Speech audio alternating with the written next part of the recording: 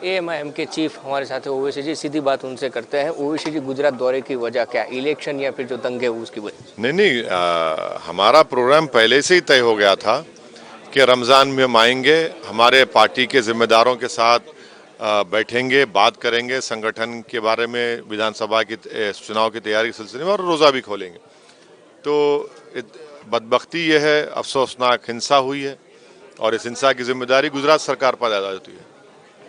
कैसे देख रहे हैं जो इंसान सरकार पे, क्यों आप दोष, क्यों सरकार को किस तरह से देख रहे हैं? इसीलिए दे रहे हैं कि परमिशन देने वाले आपकी नाक के नीचे गड़बड़ होती है। आप क्या किए? जब आप खुद इसमें कॉम्प्लिसिट हैं तो अपनी नाकामी को छुपाने के लिए आप बोलते हैं आईबी की रिपोर्ट थी। अगर आईबी की रिपोर्ट थी तो आप पहले एक्शन क्यों नहीं लिए? जब आपके पास व्हाट्सएप के चैट्स हैं, टेलीफोन आप फॉलो कर रहे, पैसों का रूट फॉलो कर रहे, तो भाई आपने रोका क्यों नहीं हिंसा को? और आप देखिए, जुलूस निकालते हैं, भजन जरूर बजाइए, बजाना भी चाहिए, मगर उसमें मुल्ले काटे जाएंगे, टोपी वाले का नारा, भारत में रहने नारा लगाना पड़ेगा। उससे इससे क्या ताल्लुक? तलवारें लहराते हैं, एक नहीं 50 तलवारें क्यों? पुलिस के पास हथियार होता है क्योंकि देश की और जनता की सुरक्षा के लिए। इनके पास तलवार क्यों होना चाहिए? तो ये इसीलिए अपने नाकामी को छुपाने के लिए आप मुसलमान पे दोष डाल देते। तो पुरानी कहानी है, हमेशा ऐसे हो रहा है। ये बात भी सामने आ रही है कि पूर्व आयोजित ये पूरा जो हुआ वो हुआ था, मौलाना के नाम भी कहीं सामने आए हैं। एक बात सुनिए, ये बात कब आती है मीडिया को?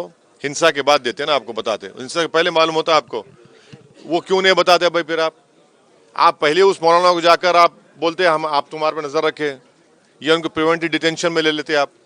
आपको अपनी नाकामी को छुपाने के लिए वही पुरानी कहानी आप धर लेते हैं। अब कोर्ट में केस चलेगा और बाद में कोर्ट 5 साल के बाद बरी कर देगा, तो आप मीडिया में रिपोर्ट भी नहीं करते उसको। किस तरह से देखें गुजरात के चुनावी साल में एएमआईएम की पतंग किस और उड़ेगी, किस दिशा में जाकर के? उसी सिलसिले में आए हैं और भी आते रहेंगे, और हम अपने पार्टी के जिम्मेदारों से, पार्टी के अराकीन से बात करने के लिए संगठन को और मजबूत किया जाए, उनको तैयार किया जाए कि आने वाले विधानसभा में एमआईएम पार्टी का प्रत्याशी विधायक बने और गुजरात की जनता अपनी दुआ आशीर्वाद से नवाजे हमको, ताकि गरीब और मजलूम की आवाज़ गूंजना चाहिए। ये देख रहे हैं कि कैसा हो रहा है, कोई पूछने वाला नहीं है, कोई आवाज़ उठाने वाला नहीं है। इसीलिए ऐसे माहौल में ज़रूरी है कि एमआईएम पार्टी का विधायक बनकर गुजरात की विधानसभा में जाए। थोड़े दिनों पहले मोहन भागवत जी ने बयान दिया है कि 15 सालों में हिंदू राष्ट्र बनेगा, भारत अखंड भारत बनेगा। 8 साल में आपने क्या किया?